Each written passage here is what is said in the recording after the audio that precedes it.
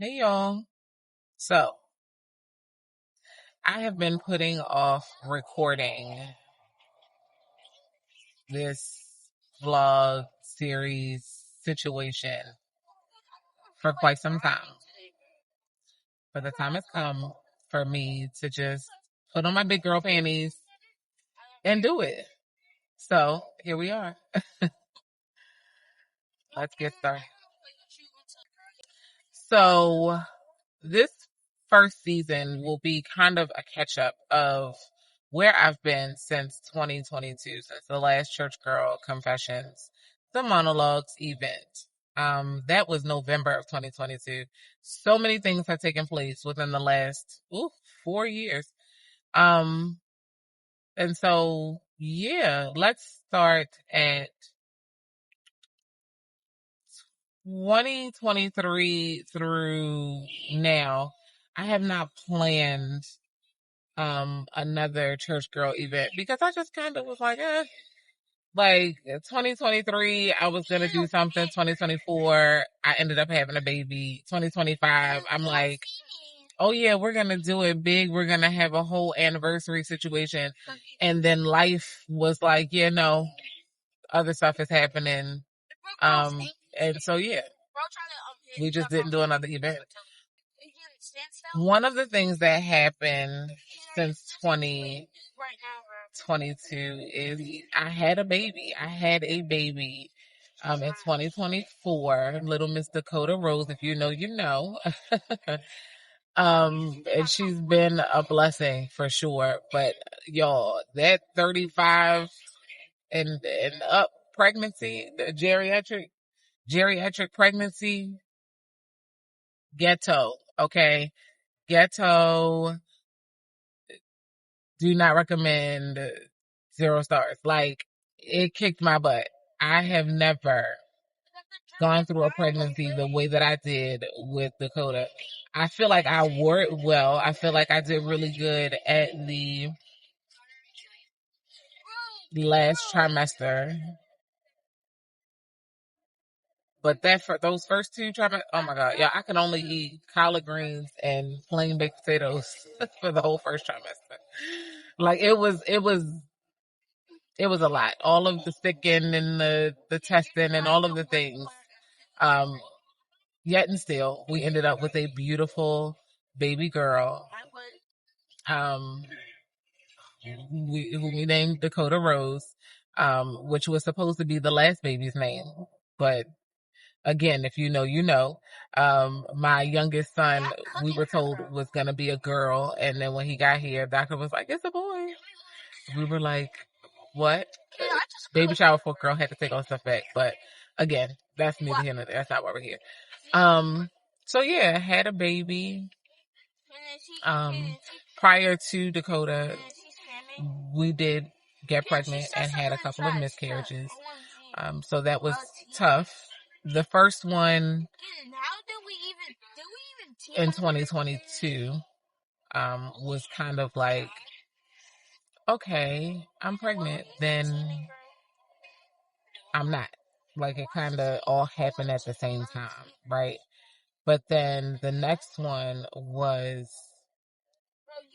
a bit more devastating. And I remember just laying in my husband's arms, kind of like, what is wrong with me? Like, I know we have kids, but why am I not holding on to these babies? What if those are my girls? Or, like, so it was a lot, but God did, see fit, and he blessed us with Dakota. Um, Raising a baby after having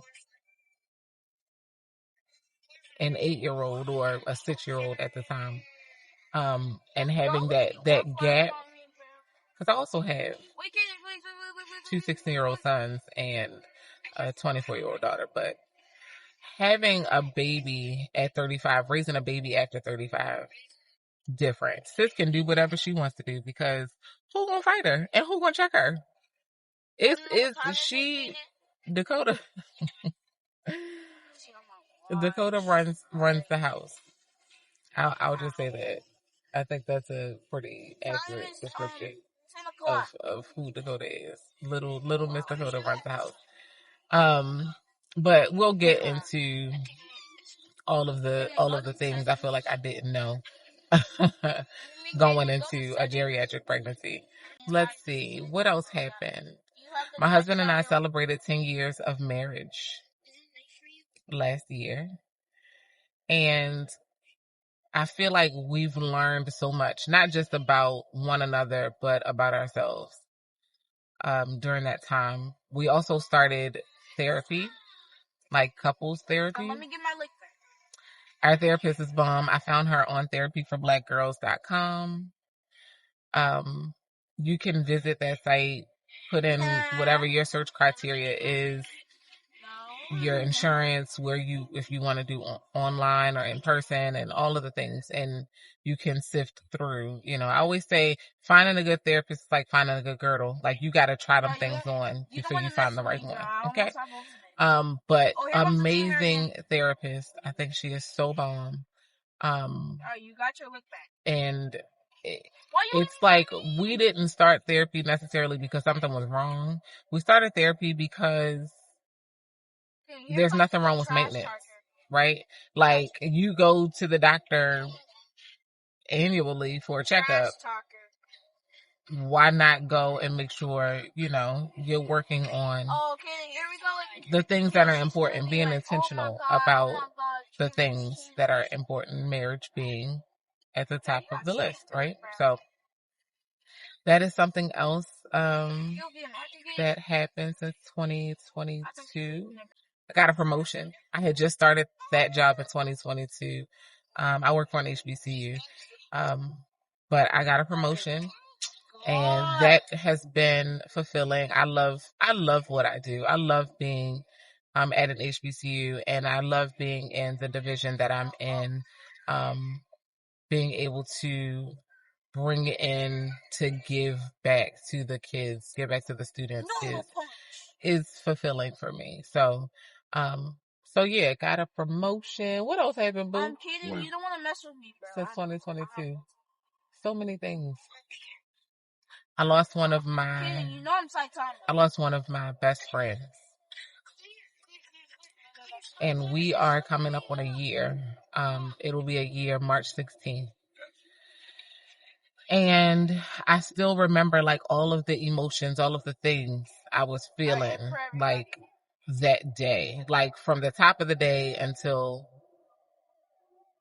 like, hearing the news, I still remember.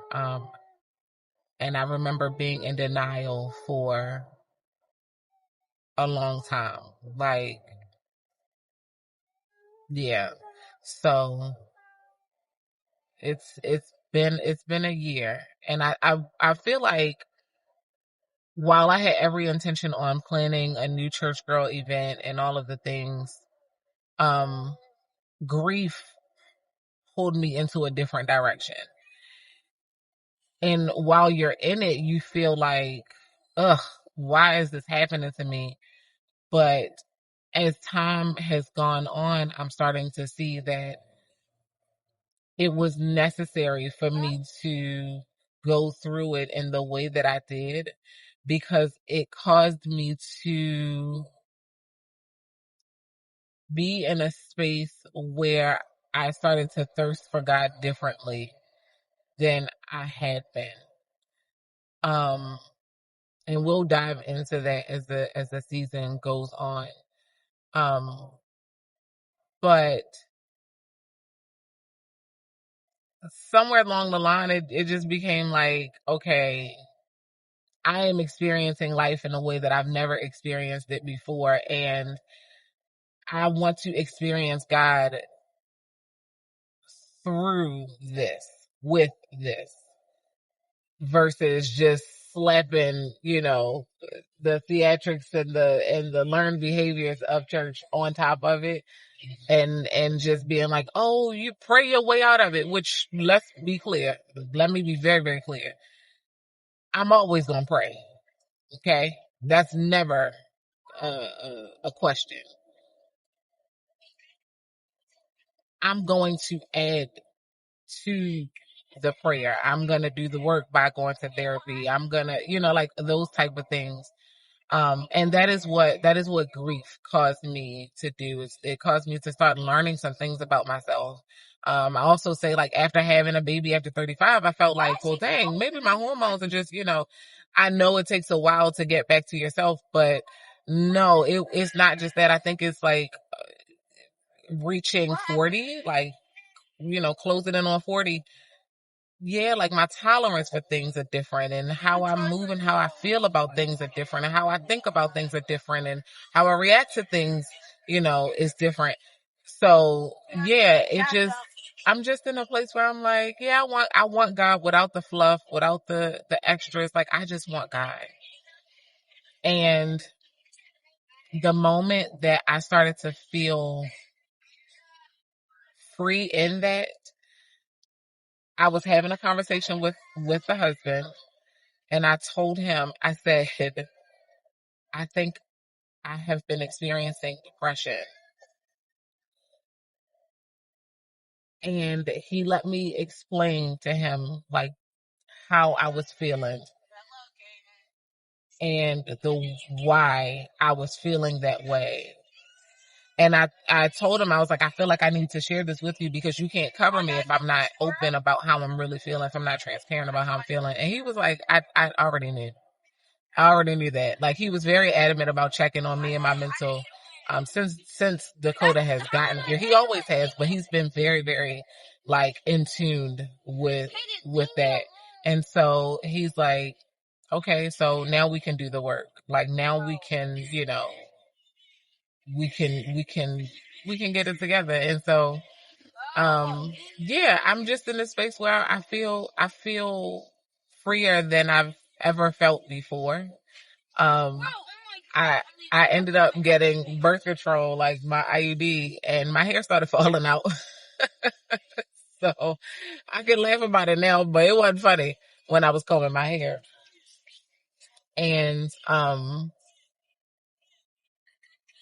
I had like patches, like where my hair was like breaking off. So yeah, so now as y'all can see, this is bald head breezy, okay? Kaya's up phone, so you gotta let me get those. Sorry, we're riding. I have to sing today. My husband has to play, and we're putting in the address. It's in your notes. So yeah, so this is where I've been, and so we're gonna talk about um some of the other things. Uh, so we're gonna talk about these things um, throughout the season, and yeah, I'm excited for you guys to take this ride with me. Next season we'll have guests, and I have tons of topics I want to touch. So that'll be good. I can't wait. I can't wait for you guys to see that. But this season is specifically me just flushing out the things that have gotten me to the point where I am now. So I hope you all, tag along for the ride. And my hope is that at the end of every vlog episode, whatever you want to call it, my hope is that it feels like a therapy session, that it feels like somebody is putting words to things that people are feeling, that people understand that they're not by themselves, and that it gives people the courage to advocate for themselves and their relationship with Christ in a way that they may have felt like they couldn't. Church girl confessions, the monologues will happen again. Church girl, etc., is still the umbrella. But at this very moment, church girl grew up. Church girl grew up. And we're gonna explore the middle. We see the end, result a lot of the times, but we're going to explore that crazy middle, or at least I'm going to take y'all on a journey with me about how I am rediscovering Christ and how I'm letting him into my life as it is. Not trying to put on a show, not trying to make it perfect, not even trying to make this perfect. Because this is part of what would held me off for so long. I'm not even doing that anymore. So yeah. Church girl grew up. This is a lot, but we're gonna get through it. I'll see you guys on the next one. Bye.